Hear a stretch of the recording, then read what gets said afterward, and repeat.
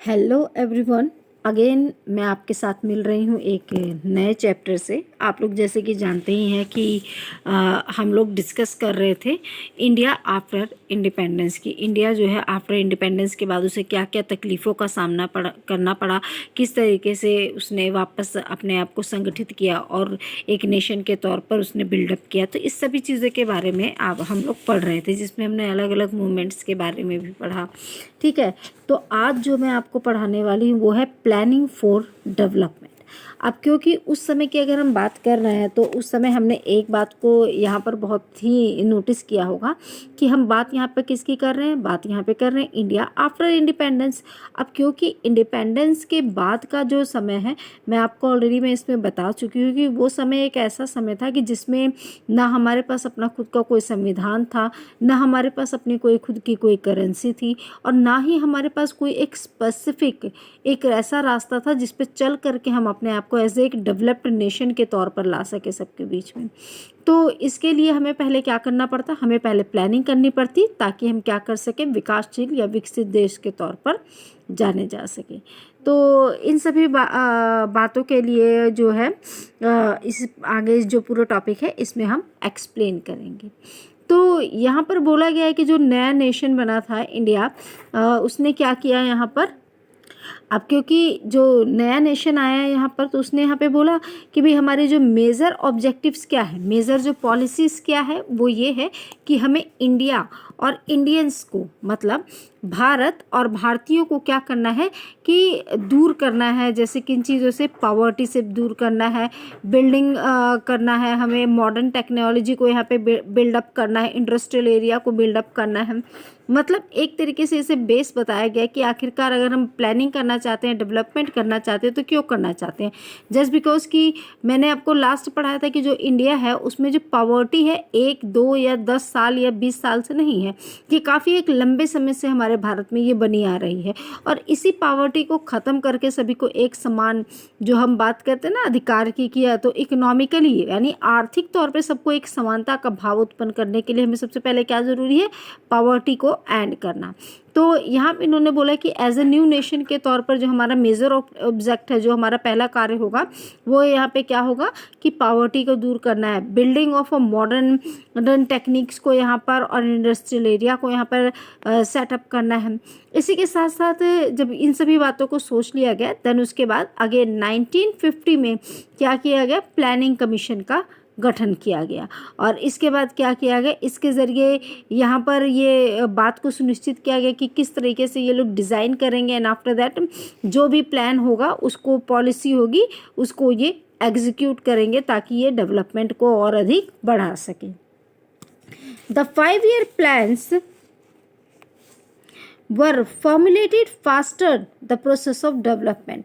इसके लिए 5 वर्षीय योजनाओं का को सुनिश्चित किया गया ताकि जो भी प्रोग्राम बनाया जाए, जो प्लान बनाए जाएंगे, योजनाएं लाई जाएंगी, उन्हें काफ़ी जल्दी से यहाँ पर क्या किया जा सके, डेवलपमेंट के लिए उतारा जा सके। इसी के साथ साथ जो हमारी गवर्नमेंट थी, गवर्नमेंट ने भी यहाँ पर क्या किया कि इसमें हैवी इंडस्ट्रियल एरिया को हो गया, बिल्डिंग, डैम एक्सेट्रा, इन सभी चीज़ों को इसके अंतर्गत शामिल किया।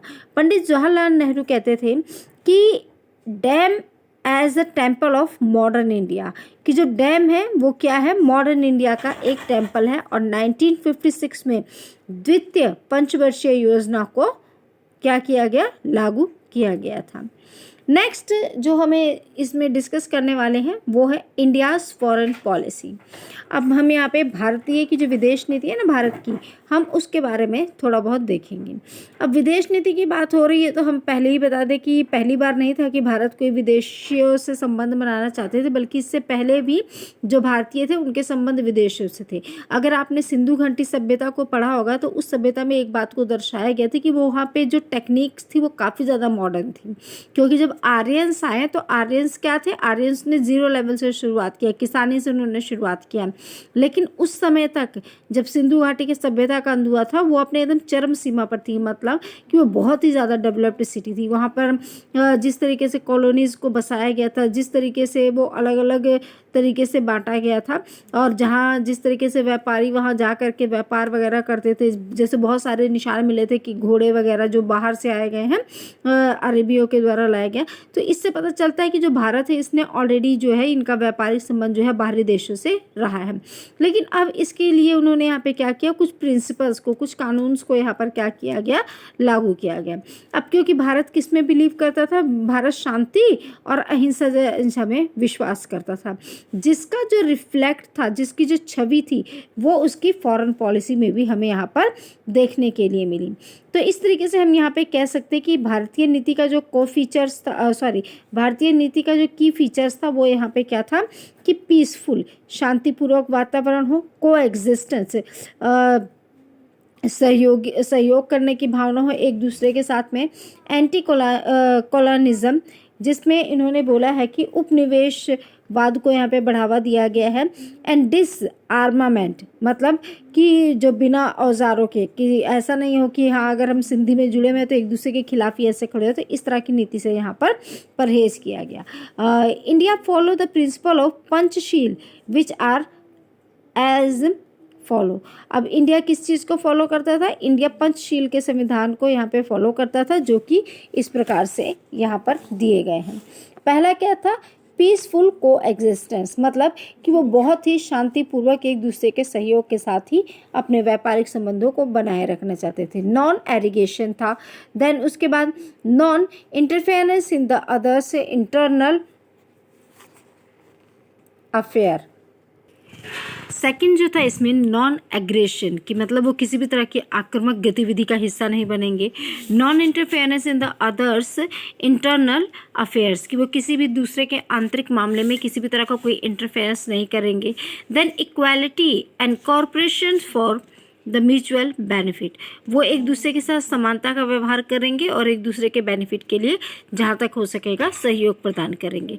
Respect for each other territorial integrity and the sovereignty, वो एक दूसरे की, वो उसकी क्षेत्रीय अखंडता और संप्रभुता की यहाँ पर क्या करेंगे, रिस्पेक्ट करेंगे एक दूसरे को, मतलब कि कभी भी डाउन फील नहीं करवाएंगे। नेक्स्ट इसका जो एक टॉपिक आता है वो आता है इसमें India and the world achievement. अब हम यहाँ पे इंडिया और जो वर्ल्ड के अलग अलग अचीवमेंट के बारे में देखेंगे कि किस तरीके से बताया गया है। After 61 years of independence, India has emerged as one of the powerful state of the world. 61 साल के आज़ादी के बाद जो इंडिया है उसने अपने आप को एक पावरफुल राष्ट्र के तौर पर या नेशन के तौर पर इसने अपने आप को यहाँ पर दर्शाया है। इसमें हम सबसे पहले देखने वाले हैं नॉन एलिजेंट मूवमेंट के बारे में। नॉन एलिजेंट मूवमेंट होता है असंयुक्त आंदोलन। तो इसमें हम देखते हैं इंडिया, इजिप्ट और यूगोस्लाविया ये डिसाइड करते हैं कि इन्हें यहाँ पे दो जो पावर्स हैं यूएसए और यूएसएसआर को क्या करना है कि डिसाइडेड टू अवे फ्रॉम, कि इनको इनसे अलग रखना है। From the non aligned movement से इन दोनों को यहाँ पर अलग रखना है। He want to create a peace, harmony and cooperation on the global scale. वो चाहते थे कि शांति, विश्वास और जो कॉरपोरेशन की एक जो भावना है ये इसे ग्लोबल स्केल के ऊपर यहाँ पर क्या कर सके, स्थापित कर सके। इसके लिए ये क्या करते हैं कि ये इंडिपेंडेंस जो स्टैंड लेते हैं इंटरनेशनल इश्यूज़ के ऊपर, जो अंतर्राष्ट्रीय मुद्दे होते हैं ये उसके ऊपर यहाँ पर पूर्ण रूप से क्या करते हैं, इंडिपेंडेंटली यहाँ पर स्टैंड लेना शुरू कर देते हैं। भारत ने क्या किया है कि जो है भारत इसके साथ साथ बहुत सारे जो इंटरनेशनल और नेशनल लेवल के ऊपर जितने भी जो ऑर्गेनाइजेशन है ये उनका एक भाग भी रह चुका है, जैसे कि UNO, NAM, Asian development bank, G20 industrial nation etcetera. India इसके साथ साथ बहुत सारे इंटरनेशनल ऑर्गेनाइजेशन जैसे कि international organisation and the playing में भी अपनी यहाँ पर काफ़ी हद तक महत्वपूर्ण भूमिका को अदा कर चुका है, जैसे कि UNO, NAM, SAARC, BRICS, BIMSTEC, WTO, IMF etcetera, इन सभी का वो एक हिस्सा भी रह चुके हैं। देन इसी के साथ साथ 1998 में इंडिया ने यहाँ पर क्या किया था, न्यूक्लियर वेपन्स को क्या किया, टेस्ट किया था। किसके लिए, क्योंकि जो सेकंड टाइम इसका जो था 1971 पोखरण में इसको जो टेस्ट किया गया था उसकी वजह से। देन इन दिस फील्ड में क्या किया गया, जो ISRO था इसको यहाँ पे इस्टेब्लिश किया गया ताकि इनको यहाँ पे वर्ल्ड में नए नए रिकॉर्ड्स को भी यहाँ पर शामिल किया जा सके। Then India is able to exercise the significant political influence in South Asia. यहाँ तक कि जो इंडिया था, इंडिया इस योग्य भी था कि वो पॉलिटिकल जो इन्फ्लुएंस था साउथ एशिया में उसको भी वहाँ पर अच्छे से संचालित कर सके। India is the world largest democratic Republic. India क्या है, भारत की सबसे बड़ी लोकतांत्रिक गणराज्य के रूप में इसको जाना जाता है। इंडिया के जो चैलेंजेस हैं क्या उनको वो अचीव कर पाए या नहीं कर पाए, इसके बारे में हम यहाँ पे थोड़ा सा जानेंगे कि इंडिया ने के सामने जितने भी चैलेंजेस आए, फिर वो चैलेंजेस चाहे तो वो पॉवर्टी से हो या फिर जो इंडिपेंडेंस के बाद की जो सिचुएशंस थी उससे बाहर निकलने के लिए हो, लिटरेसी से हो, कास्ट्स से हो, इकोनॉमिक डेवलपमेंट की हो, डिस्क्रिमिनेशन की हो at the front face by the Dalit या फिर etcetera are challenge to be overcome. और उन्होंने क्या किया, ये जितने भी चैलेंज उनको दिए गए हैं इस पूरे चैलेंज से वो यहाँ पर अपने आप को बाहर निकालने में कामयाब हो चुके हैं। India is marching ahead with hope to become a super power. और इसी आशा के साथ इंडिया क्या कर रहा है और आगे की तरफ बढ़ता ही जा रहा है अपने आप को एज अ सुपर पावर के तौर पर स्थापित करने के लिए। तो हमने इस पूरे चैप्टर में क्या देखा, हमने इस पूरे चैप्टर में स्टार्टिंग से लेकर के अंत तक हमने एक ही बात देखी कि इंडिया ने इंडिपेंडेंस के बाद उसको आफ्टर 1947 के बाद उसको बहुत सारी प्रॉब्लम्स का यहाँ पर सामना करना पड़ा। और उसने क्या किया कि इन सभी जो चैलेंजेस इसको दिए गए थे इन चैलेंजेस को उसने बखूबी यहाँ पे पूरा किया और आगे भी वो भविष्य में अपने सामने आने वाले हर चैलेंज के लिए इसी तरह से तैयार रहेगा और उसे वो दूर करने की कोशिश भी करेगा। इसमें हमने देखा था कि किस तरीके से एक सोच के ज़रिए 550 जो प्रिंसली स्टेट थे उनको एक जगह पे एकत्र करने का कार्य किया गया था सरदार वल्लभ भाई पटेल के ज़रिए। उसी के साथ साथ रिहैबिलिटेशन सेंटर और उसके अंदर जितने रिफ्यूजी थे उन तक खाना, कपड़ा, पानी, इन सभी चीज़ों की व्यवस्था करवाने का काम भी जो एक बहुत बड़ी प्रॉब्लम थी उससे भी इंडिया ने अपने आप को काफ़ी अच्छे से निकाला था, ला था बाहर। देन इसी के साथ साथ जो एक इकोनॉमिकल डिफ़िकल्टीज़ आई थी कि लोगों के बीच में जो क्योंकि जो बहुत सारा एक बहुत बड़ा प्रोडक्शन एरिया था राइस एंड व्हीट का वो ऑलरेडी पाकिस्तान में जा चुका था। अब इंडिया में यहाँ पे फूड क्राइसिस भी ऑलमोस्ट यहाँ चरम पर था, बट फिर भी इंडिया ने अपने आपको वहाँ पे गिव अप नहीं किया और बहुत ही अच्छे तरीके से इससे फाइट करते हुए वो इन प्रॉब्लम को सॉल्व किया। नेक्स्ट इसमें जो मैंने आपको बताया था फ्रेमिंग अ कॉन्स्टिट्यूशन की, फिर उसके बाद जो एक ज़रूरत महसूस हुई हमें एक ऐसे संविधान की जिसमें समाज के हर वर्ग को वहाँ पे उसके अधिकारों को दिए जाने की बात कही गई थी। और साथ ही साथ यहाँ पर ये भी बताया गया था कि किस तरीके से जो है हमारे संविधान निर्माताओं ने यहाँ पे प्रत्येक बात का छोटी से छोटी और बड़ी से बड़ी बात को ध्यान में रखते हुए इन्होंने संविधान का निर्माण किया था। एंड उसके बाद हमने जो लास्ट टॉपिक अभी हमने यहाँ पे डिस्कस किया था planning and development and India and the world's achievement, इन सभी के बारे में। इन सबको पढ़ने के बाद हमने देखा कि इंडिया ने ना केवल अपने आप को इतने वर्षों में डेवलप्ड किया है बल्कि अभी भी वो अपने आप को और अधिक जो है एक सुपर पावर बनाने की तरफ वो अभी भी अपने आप को अग्रसर ही किया जा रहा है।